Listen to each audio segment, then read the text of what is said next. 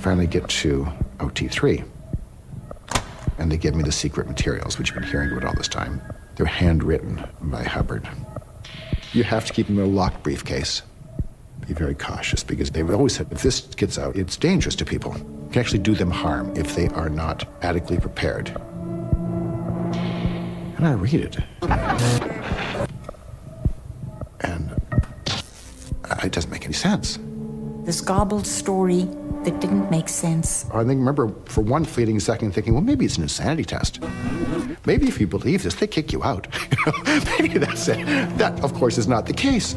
They talk about, the fact that the Earth was created and such trillions of years ago, and this guy, space guy. Galactic overlord. This was the prison planet, and people being caught and captured and being brought to planet Earth. And put them in volcanoes and then blow them up with A-bombs. Whoa.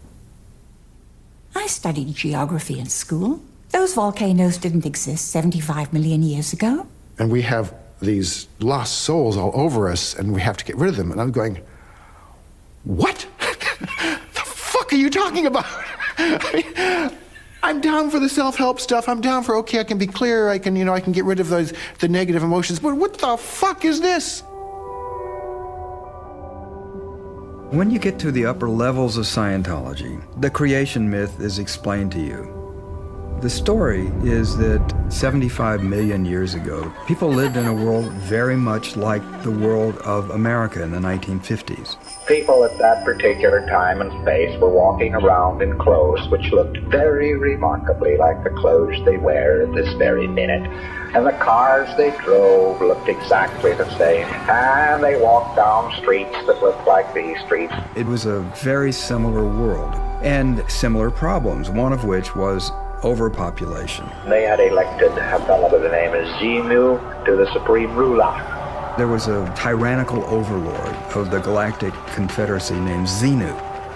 In order to resolve this problem of overpopulation, he called people in, ostensibly for tax audits, and had them frozen with injections of glycol to their heart. Boxed them up in boxes, threw them into space planes. DC-8 airplane is the exact copy of the space plane of that day. They were flown to the prison planet, Tijiak. It's actually the planet Earth. And these frozen bodies were then dropped into volcanoes. And then they set off hydrogen bombs on the top of each volcano.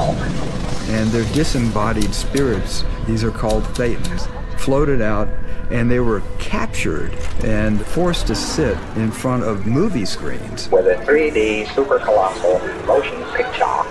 They were shown images, implants, as Hubbard would have it. Every man is shown crucified. So is the psychiatrist shown crucified. That's how he gets away with what he gets away with. He electric shocks people. And when a child is born, a Thetan will leap inside the child's body at that very instant, and it becomes like the child's soul. More than one Thetan might crowd into the body. Hundreds or thousands might. They're the source of all of our neuroses and fears and anxieties. Then you are on the E-meter by yourself now. You're soloing. You're supposed to scan mentally from your top of your head to your toes to see if you can locate any alien beings.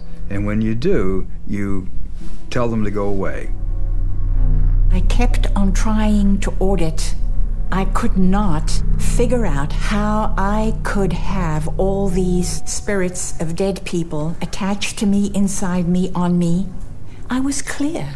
For God's sake, I was clear.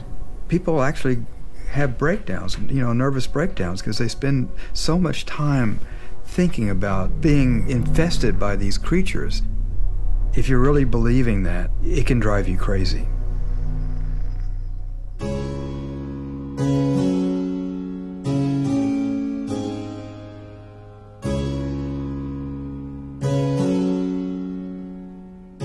Those years of introspection eventually led me to sincerely considering that I was so bad that I couldn't confront how bad I was. I didn't know it at the time, but a depression set in that was with me for years. And the worst thing was that LRH kept ordering me to more auditing. I had to find swords that were stuck in me, hypothetical swords, imaginary swords that were causing all this pain. This auditing went on and on, wasn't doing any good. I should have been left alone. But everything that I took offense with, I rationalized almost immediately. I had to. I could not continue in this game of Scientology without explaining away what he was doing. It got to be a way of believing, and every one of us got into that. It was part of the mind control. It was part of the cultic manipulation. He was the master who did it to us, and we took it on, and then we did it to ourselves. And I learned from it that I would never, ever again, go do the bidding of a tyrant.